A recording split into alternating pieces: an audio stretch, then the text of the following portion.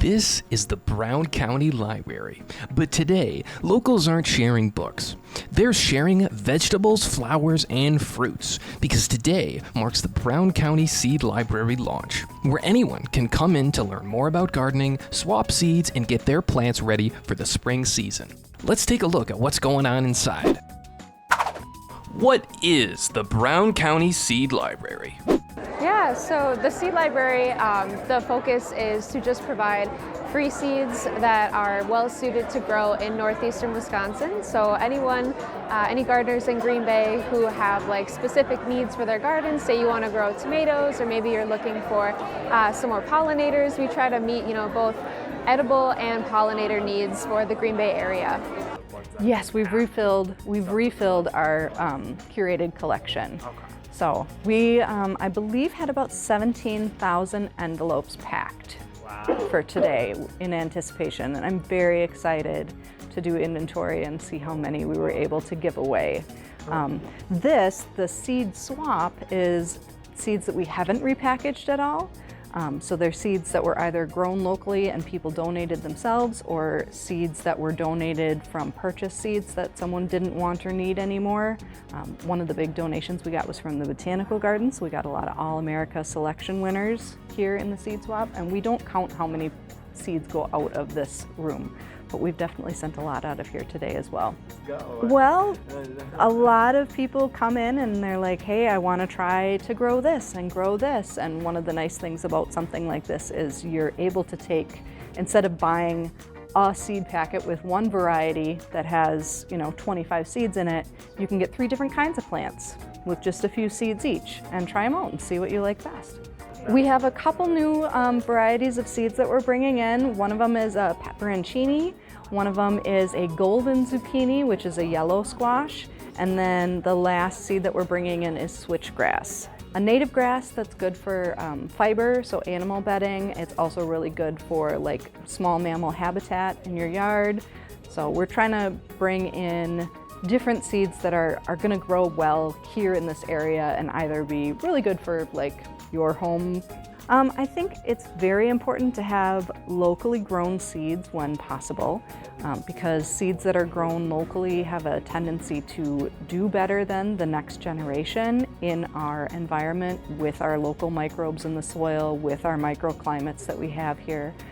I think the seed library is important because you're sharing things that you might not normally try. And by coming here, you know that this is a plant that's good because they've harvested the seed from a plant recent. So I'm really excited to pick all the seeds and try them. And also appropriate for our growing region. Right, exactly. There's also a lot to be learned at the Brown County Seed Library launch. Public speakers shared their knowledge, as well as local experts offering tips and tricks. So we will never get the right flavor because it's not ripened how it's supposed to be. Okay. We're representing the Green Bay Garden Club. So we're promoting club membership, talking about things with the club. We meet once a month, flowers to vegetables to birds, invasive species, things like that. We're also here promoting the garden walk. Shows off 7 houses every year, things like that. Today we're starting sunflower seeds. We supply the container, which is an old toilet paper holder. We put dirt in, and we are starting sunflower seeds, which sounds like it could be early, but if you put them in a bigger pot, once it's starting growing, you can leave it in the toilet paper holder and just keep on putting it in and put it out in your garden in May. Once the danger of frost is past, and you should have lovely sunflowers. Here with Green Bay Botanical Gardens, and we are featuring a number of things educationally for the seed library to supplement that.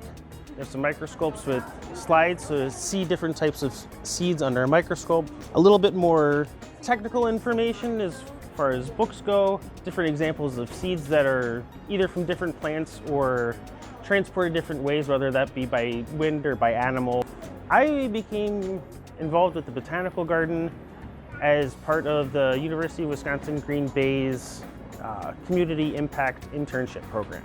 Interested because I love botanical gardens. I've been to a botanical garden in Mexico City, and it's just a place I've always loved going, and the opportunity presented itself, so I took it on. Primarily the natives. There are a lot of specifically native perennials that are maintained at the Botanical Garden.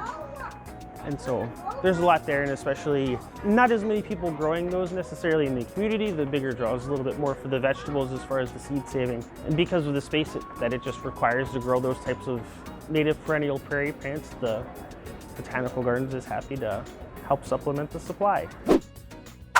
In a world with modern technology and grocery stores, why are seeds and gardening important? And I think to answer your question about like groceries and why is it important to, grow food maybe instead of always depending on the grocery store, and one can kind of determine that by walking in and seeing the empty shelves.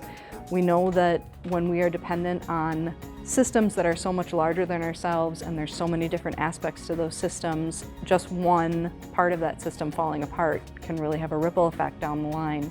And food is important to have on a daily basis, so you can't really afford to not be more self-sufficient in that, I think. Yeah, I think that having access to the means to grow your own food is always going to be something that's really important. Because when you look at the grocery store prices, it's pretty common to see a steady increase over the years. I don't really see prices going down in the near future. So when we can do something like give people the means to grow their own produce so they don't have to go to the grocery store, that's something that we really pride ourselves on, is fostering a sort of self-reliance when it comes to produce and gardening. You can learn more about the Brown County Seed Library and other local food initiatives at newleaffoods.org. While you're there, be sure to subscribe to our newsletter.